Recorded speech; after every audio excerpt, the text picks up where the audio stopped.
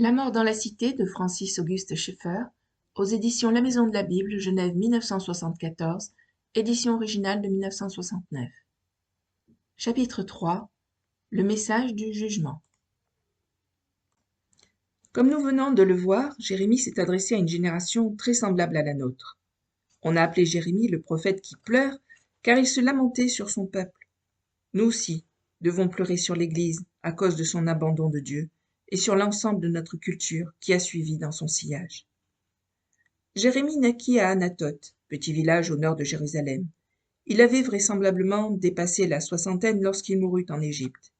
Sa vie ne fut certes pas facile. Nous lisons en effet dans Hébreux 11, versets 36 et 37, « D'autres subirent les moqueries et le fouet, les chaînes et la prison. Ils furent lapidés, sciés, torturés. » En recherchant dans la Bible, on peut identifier ceux qui ont enduré les souffrances énumérées plus haut, à l'exception toutefois du martyr qui a été scié. L'Ancien Testament n'en dit absolument rien. Or, la tradition veut, et la Bible le confirme, qu'après la déportation de Juda à Babylone, des Juifs, que Jérémie avait dissuadés de se rendre en Égypte, l'y est entraîné de force. Selon cette même tradition, nous ne pouvons évidemment pas garantir l'authenticité des faits, l'on enferma le prophète dans un tronc creux que l'on scia ensuite. Peut-être l'auteur de l'Épître aux Hébreux fait-il allusion à cet événement. Quoi qu'il en soit, la vie de Jérémie, que nous verrons plus en détail, fut douloureuse. Quant à son message, dont Jérémie 1,10 nous donne les grandes lignes, il n'est pas facile à délivrer. « Regarde, je t'établis aujourd'hui sur les nations et sur les royaumes, pour que tu arraches et que tu abattes, pour que tu ruines et que tu détruises, pour que tu bâtisses et que tu plantes. » Notez l'ordre dans lequel ces verbes se succèdent. Les négatifs d'abord, les positifs ensuite. Cela correspond aux deux aspects du message, mais ce qui est négatif doit venir en premier lieu et être vigoureusement proclamé. Judas s'était révolté contre Dieu et la vérité révélée, et cette révolte marquait toute la vie de la nation. Le message confié à Jérémie devait être avant tout un message de jugement. Il est impérieux, je le crois, que nous fassions entendre cette note-là aujourd'hui. Le christianisme n'est ni romantique ni veule, mais au contraire réaliste et rude. Aussi la Bible nous transmet-elle le message de Jérémie dans tout son réalisme, et il incombe à l'Église de prêcher ce même message aujourd'hui, si elle veut être de quelque utilité à notre génération. Ne nous étonnons pas des réactions. La Bible ne nous laisse aucune illusion. Ce message ne saurait être bien accueilli par une chrétienté et une culture en révolte. Écoutez plutôt. « Voici, je t'établis en ce jour sur tout le pays, comme une file forte, une colonne de fer et un mur d'airain, contre les rois de Juda, contre ses chefs, contre ses sacrificateurs et contre le peuple du pays. Ils te feront la guerre, mais ils ne te vaincront pas, car je suis avec toi pour te délivrer, dit l'Éternel. » Jérémie 1, versets 18 à 19. Voilà les difficultés qui attendaient Jérémie dans son ministère. Aussi, le chrétien qui rêve d'un ministère facile dans une culture où le christianisme est minoritaire, manque-t-il totalement de réalisme. La tâche ne pouvait pas être facile au temps de Jérémie, et il n'y a aucune chance qu'elle soit plus aisée pour nous aujourd'hui. Comment se traduisait l'abandon de Dieu chez les contemporains du prophète? Jérémie va maintenant mettre à nu certaines plaies. La stérilité d'une religion purement formaliste, l'apostasie générale du peuple de Dieu, divers péchés spécifiques, et la tendance à chercher un sens et une sécurité ailleurs qu'en Dieu. Il montre que malgré le déploiement de formes et de rites, le culte avait cessé de plaire au Seigneur, comme l'atteste Jérémie 6, verset 20. « Qu'ai-je besoin de l'encens qui vient de Séba, du roseau aromatique d'un pays lointain? Vos holocaustes ne me plaisent point et vos sacrifices ne me sont point agréables. » Quoique nombreux, les sacrifices étaient inutiles, car leur signification aussi bien que leur motivation était fausse. D'où cette question de Dieu, « À quoi bon votre religion ?» La même pensée se fait jour ailleurs. Ne vous livrez pas à des espérances trompeuses en disant « C'est ici le temple de l'Éternel, le temple de l'Éternel, le temple de l'Éternel » Jérémie 7, verset 4. En d'autres termes, les Juifs raisonnaient ainsi « Nous avons le temple de l'Éternel, tout ira bien. » Dans sa colère, Dieu leur signifie qu'il se moque bien de leur temple qui ne représente absolument rien pour lui, puisqu'il se détourne de la vérité qu'il leur a révélée. Il en est de même à notre époque.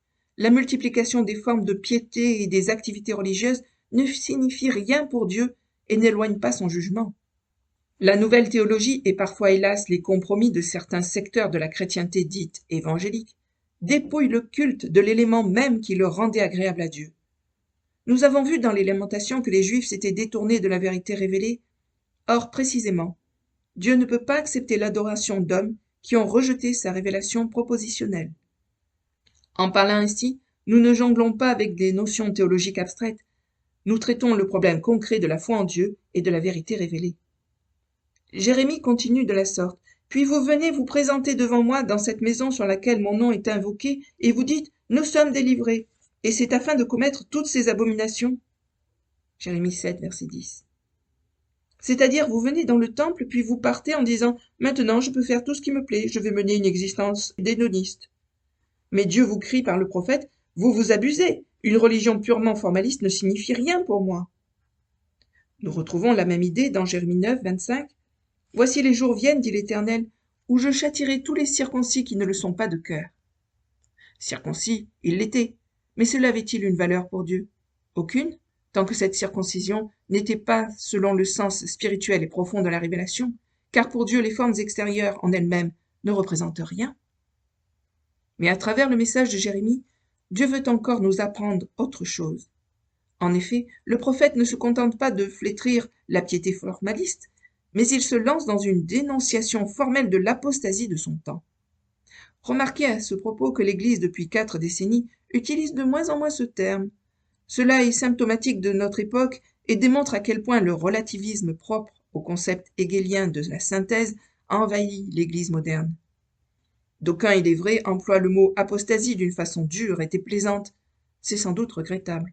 Cependant, selon la parole de Dieu, l'apostasie existe bel et bien, et si nous ne qualifions pas ainsi le fait de se détourner de Dieu, nous sommes infidèles à sa parole. D'apostasie, Dieu nous en parle par la bouche de Jérémie en termes extrêmement forts, sévères, parfois même choquants. Lorsqu'un homme répudie sa femme, qu'elle le quitte et devient la femme d'un autre, cet homme retourne-t-il encore vers elle? Le pays même ne serait-il pas souillé? Et toi, tu t'es prostitué à de nombreux amants et tu reviendrais à moi, dit l'Éternel. Jérémie 3, verset 1. Dieu nous invite à revenir à lui, mais son invitation exige l'aveu de notre apostasie. Quand il invite son peuple au repentir, Dieu recourt à une image très significative que nous retrouvons dans toute l'Écriture, celle de l'épouse. Se détourner de Dieu constitue donc bien un adultère spirituel, une apostasie, et nous devons le dire. Toutefois, évitons de le faire avec dureté et avec orgueil, sans amour, sans larmes. La même image apparaît dans Jérémie 3, verset 6. L'Éternel me dit, au temps du roi Josias, as-tu vu ce qu'a fait l'infidèle Israël? Elle est allée sur toute montagne élevée et sous tout arbre vert, et là, elle s'est prostituée. Les Juifs, dans leur infidélité, s'étaient tournés vers de faux dieux. Mais se tourner vers une fausse théologie équivaut à se prosterner devant des idoles. Chaque fois donc que l'Église s'éloigne du Dieu vivant et de la vérité propositionnelle qu'il a communiquée, elle est adultère. Le verset 9 de Jérémie 3 reprend le même thème. Par sa criante impudicité, Israël a souillé le pays. Elle a commis un adultère avec la pierre et le bois. Par conséquent, au sein d'une culture, et trop souvent hélas d'une église post-chrétienne, il nous faut à tout prix, mais non sans amour, dénoncer l'apostasie. Nous devons discuter ouvertement avec tous ceux qui veulent nous écouter, en traitant chaque individu comme notre prochain, mais sans jamais cesser pour autant d'appeler l'apostasie par son nom. Si nous n'agissons pas ainsi, nous sommes encore loin d'une réforme, d'un réveil et d'une église révolutionnaire mue par la puissance du Saint-Esprit. De nos jours, on se laisse trop facilement envahir par le relativisme et la synthèse, et longtemps à négliger l'antithèse. Nous avons d'un côté le vrai Dieu, de l'autre ce qui n'est pas Dieu. Et ce qui constitue l'antithèse majeure, l'existence de Dieu par opposition à sa non-existence. Toute la révélation, dès les premiers chapitres de la Genèse, comporte des antithèses. Elle définit ce qui est vrai en contraste avec ce qui est faux.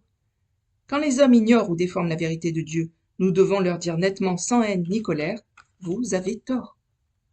Jérémie, pour en revenir à notre étude, ne se contente pas de réprouver l'apostasie religieuse, il condamne également certains péchés spécifiques. Et c'est aussi ce que nous devons faire à notre époque. Au verset 7 du chapitre 5, nous lisons « Pourquoi te pardonnerai-je? Tes enfants m'ont abandonné et ils jurent par des dieux qui n'existent pas. » Il s'agit encore une fois de péché dans le domaine religieux, Mais remarquez maintenant avec quelle précision la fin du verset évoque les effets de notre société d'abondance. J'ai reçu leur serment, et ils se livrent à l'adultère, ils sont en foule à la maison de la prostituée. Leur prospérité les stimule au péché, n'est-ce pas des plus actuels? Pensons aux pièces de théâtre, aux romans, aux films, à la peinture et à la sculpture moderne. Dans notre société d'abondance, le message de l'art est souvent un appel à la vie hédoniste.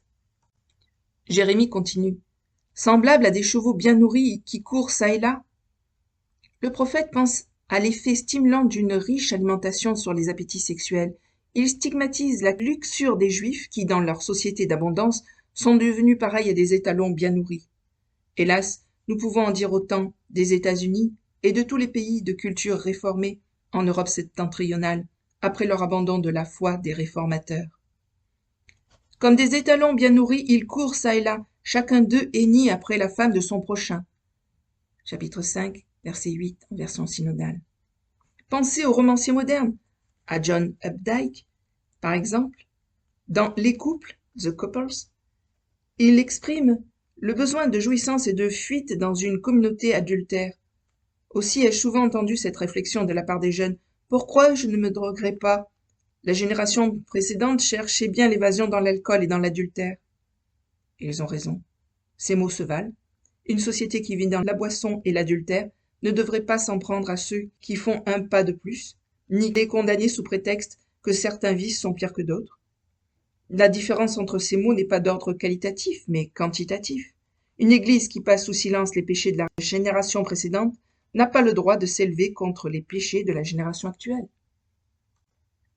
Si dans notre monde post-chrétien, l'Église ne condamne pas le péché, elle ne suit pas l'exemple de Jérémie et reste en deçà du message qu'il a proclamé de la part de Dieu.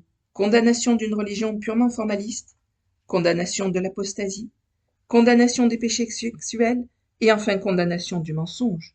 Car le prophète s'y attaque aussi. « Oh, si j'avais au désert une cabane de voyageurs, j'abandonnerais mon peuple, je m'en éloignerais, car ce sont tous des adultères, c'est une troupe de perfides. Ils se jouent les uns des autres et ne disent point la vérité. Ils exercent leur langue à mentir, ils s'étudient à faire le mal. » Jérémie 9, versets 2 à 5. Il ressort de ce passage que Dieu attache un grand prix à la véracité. Mais aujourd'hui, où l'on ne croit plus en aucun absolu, il est de plus en plus courant de ne pas dire la vérité, et la tromperie a droit de citer. En affaires, on essaye souvent, dans les limites légales, de ne pas honorer un contrat. Les employeurs ne tiennent pas leurs promesses, et les employés le leur rendent bien. De par leur abandon de Dieu, seul fondement sur lequel on puisse établir des absolus en ce qui concerne la vérité et le mensonge, les hommes sont devenus perfides et hypocrites. Suite de la lecture dans la prochaine vidéo. À bientôt, merci. Au revoir.